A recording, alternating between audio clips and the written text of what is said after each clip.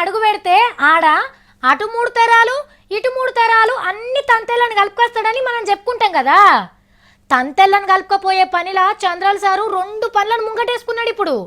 ఒకటేమో అమరావతిని కట్టుడు, ఇంకోటి నేను చూపిస్తా.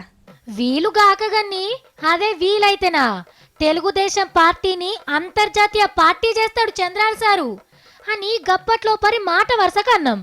గీ ముచ్చటను మనసులో పెట్టుకున్నట్టున్నాడు.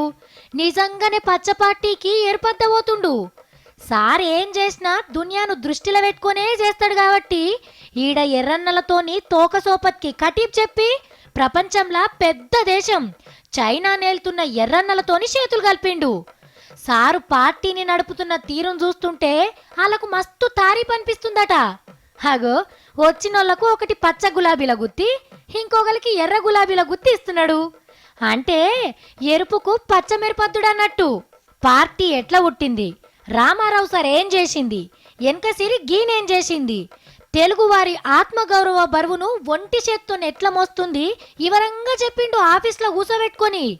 కాబట్టి ఇద్వర్సంది టీడీపీని జాతీయ పార్టీ అని అనుడు కంటే అంతర్జాతీయ పార్టీ అని అంటేనే ఉత్తమం.